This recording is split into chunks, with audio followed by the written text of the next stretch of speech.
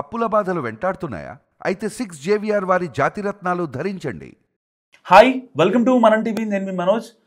మహారాష్ట్రలో దారుణం జరిగింది.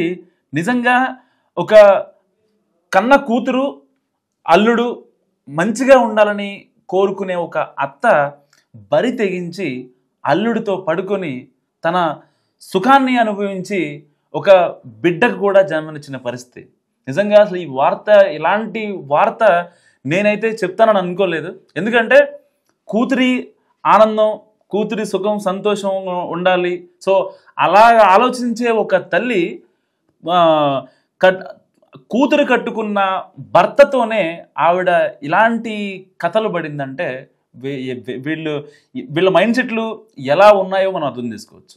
వాస్తవానికి ఏదైతే ఆవిడ ఆ అత్తగారు ఉందో, ఆ అత్తగారు ఇప్పుడు ఒక బిడ్డకు జన్మనిచ్చాక ఊళ్ళో వాళ్ళకి తెలిసిన తర్వాత అసలు పరిస్థితి అంతా మారిపోయింది కంప్లీట్గా.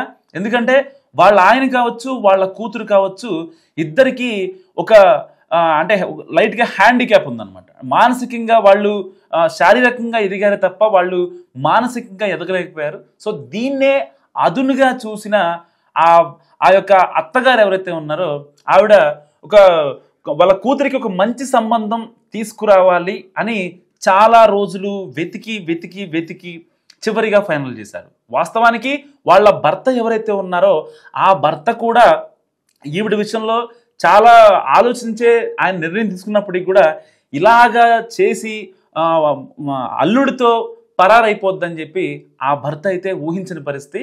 సో బేసిక్గా ఆయనకి మొదటి నుంచి కూడా లైట్గా అంగవైకల్యం ఉంది.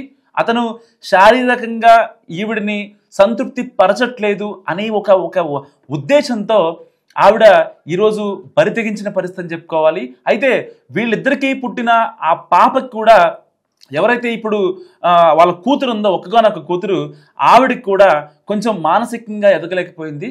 సో ఈ రెండు ఏదైతే ఈ కారణాలు చూపిస్తూ ఆవిడ వాళ్ళ భర్తకి వాళ్ళ కూతురికి ఇద్దరికి ఇబ్బంది కాబట్టి సో ఇప్పుడు అల్లుడి విషయంలో చాలా జాగ్రత్తగా ఆలోచించారు. ఎందుకంటే వీళ్ళది కొంచెం వ్యాపార పరంగా మంచి సెటిల్ అయిన ఫ్యామిలీ. సో డబ్బు కూడా చాలా గట్టిగానే ఉంది.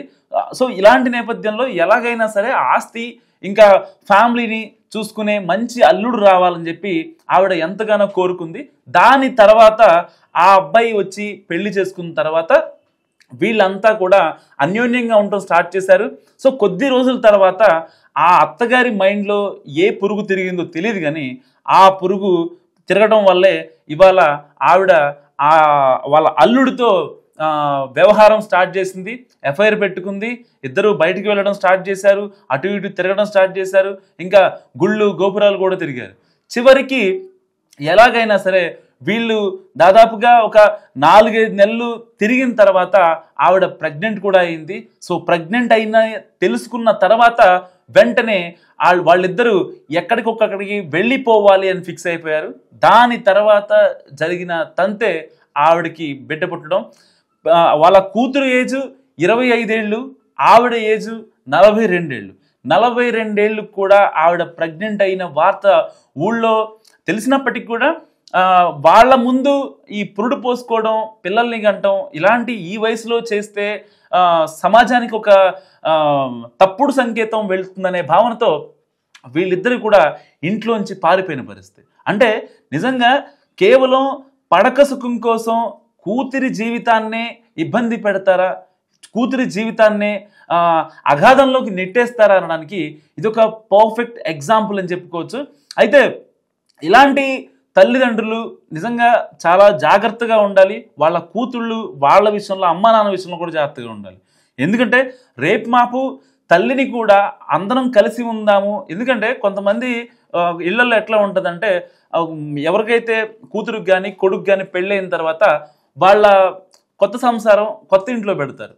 ఇలా ఈ రోజుల్లో కొన్ని అంటే ఉమ్మడి కుటుంబాలు అనేవి చాలా రేర్ కాబట్టి ఉమ్మడి కుటుంబం లేని పరిస్థితిలో వాళ్ళు ఎక్కడో చదువు రీత్యానో జాబ్ రీత్యానో వాళ్ళు బయటికి వెళ్ళడం జరుగుతుంది. కాబట్టి అలాంటి నేపథ్యంలో ఇంట్లో అమ్మా నాన్న అత్తమామలకి కొంచెం దూరంగా ఉన్న పరిస్థితి. సో దూరంగా ఉండటమే బెటరు అనే ఒక స్థితి ఇలాంటి ఘటనలు విన్న తర్వాత, చూసిన తర్వాత చాలామంది రియలైజ్ అవుతున్న పరిస్థితి.